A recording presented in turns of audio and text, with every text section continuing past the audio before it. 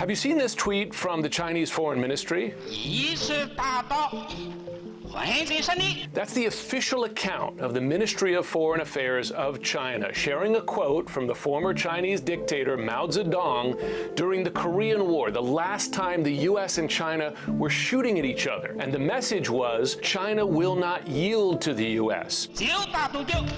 That's an important signal as to how China sees the current trade war with the U.S., and that is that Chinese leaders do not want to be bullied by the U.S. president, and crucially, they don't want the Chinese people to see them being bullied by the U.S. president. That said, I'm told that Chinese leaders are open to negotiations with the U.S., but at this point, they don't see the channels open for those negotiations, and it's their perception the U.S. is not making an effort to open those channels. This is one more crucial point, that if and when negotiations happen, Xi Jinping is not going to meet Donald Trump, I'm told, at the very beginning of those negotiations.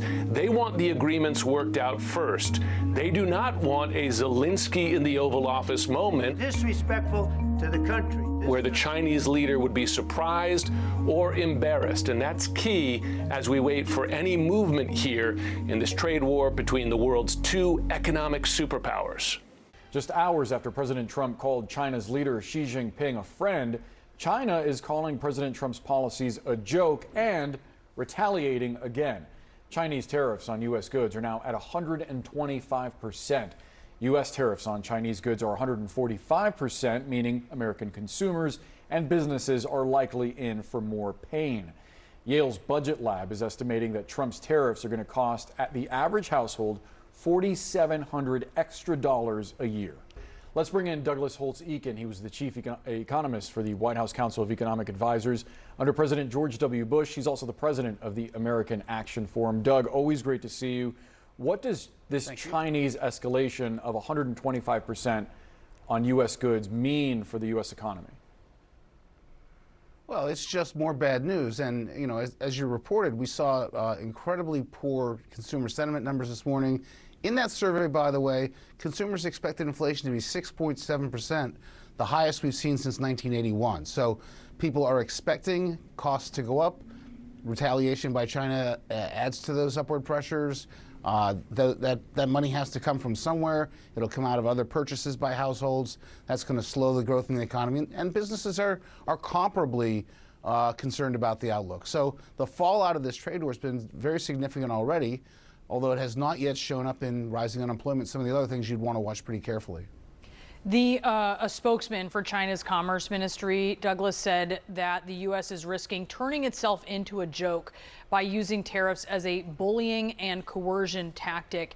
How are other countries, do you think, viewing the U.S.? Because obviously it is very problematic for America if they are seen in all of this as the bad guy, and China is seen as being more reasonable. Well, there's a real concern because the White House has yet to articulate what, for example, they want China to do in order to lower the tariffs. And they've encouraged, 70-odd countries to negotiate with the White House. But to what end? What is it that the White House wants from each of those 70 countries in order to get tariffs to go back down? So if you're just imposing tariffs and you provide no signal as to what the negotiation is about, you look like a bully. You're inflicting pain for no apparent reason. And I think there needs to be a real clear articulation of the strategy, because right now we're getting nothing but bad news out of these tariffs, and there's no pathway to getting some benefits at the other end. The Chinese economy obviously relies heavily on manufacturing. Last year they had a $1.1 trillion trade surplus with the United States.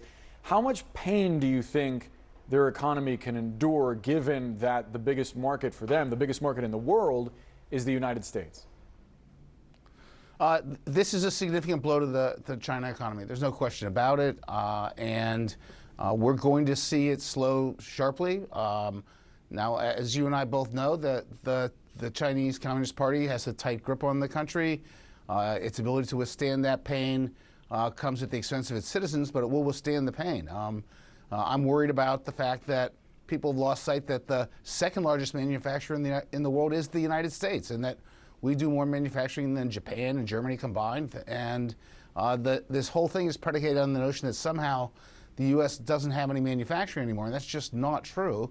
What we're doing now is taking the established manufacturing giants in the world, China and the United States, and pitting them one against the other.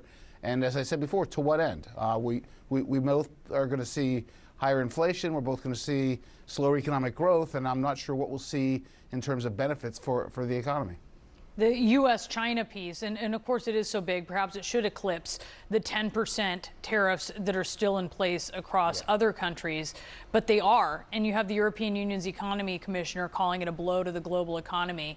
To what end there? Sure. Is that clear to you?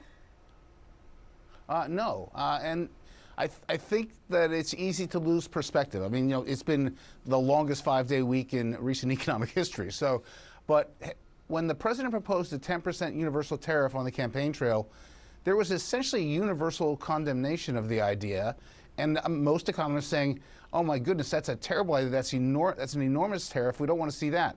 But we have that, and we have a lot on top of it. We've got steel and aluminum and cars, China, Mexico, Canada.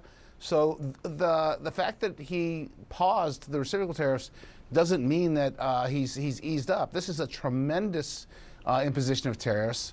And the U.S. tariff rates are now extraordinarily high. And what will we get for that? It's far from obvious. I don't know what he wants to accomplish. Maybe whatever he does accomplish in a deal, then he can herald as a success, which we've seen as a strategy of the president. So, but that's difficult for other countries as they try to figure out what they're doing, as you point out. Douglas Holtz-Eakin, thank you so much for being with us. The United States with President Trump and President Xi and China digging in their heels. China increasing their tariffs now to 125%, calling this back and forth, quote, silly. What has the reaction been? I'm wondering, you're in New York, but obviously you have so many contacts in China now. What has the reaction been, if there has been one, from the president, as we've been reporting, wanting a phone call now with President Xi? Sure. Great to be here, Bianna. So President Trump has made it clear that he's waiting for a call from President Xi Jinping. It's not going to happen. The reason being, it's extremely rare for Chinese leaders to reach out to foreign leaders without any kind of preparation. Now we're just not seeing any kind of communication, high-level communication going on between Washington and Beijing. We had a big piece early this week talking about China's efforts to get to the core team of the Trump administration has repeatedly failed because there's such a mismatch between how China operates and the Trump administration's style. So what we're seeing right now is really a stalemate in communication between Trump administration and Beijing. And for Xi Jinping to reach out to Trump and to have this conversation, and especially given the kind of pressure China is under right now, it's very, very unlikely. Do you think this is an example of just having lack of knowledge about the Chinese culture, the Communist parties functioning there? I mean, because it seems as if roles are reversed. I remember when Nancy Pelosi, as Speaker, visited Taiwan, and there was a lot of frustration in China, in Beijing, as to how the President of the United States could have allowed that without understanding they're two separate branches. Are we seeing the opposite here, in your view, that there's a lack of understanding as to the nationalism, perhaps, and the pride from someone, an authoritarian like Xi Jinping, in acquiescing to what he's viewing as a demand from the United States? So the Trump administration, it does appear that they know China. They know China pretty well. The Trump team, they do understand, who are the people in China who have the direct lines to Xi Jinping. So what they have requested is to talk to people who are really close to Xi, but that's not how China operates. They want to go through the established diplomatic channels. They wanted to go through the established ways of doing things. So this huge mismatch is really why we are, stuck right now, basically.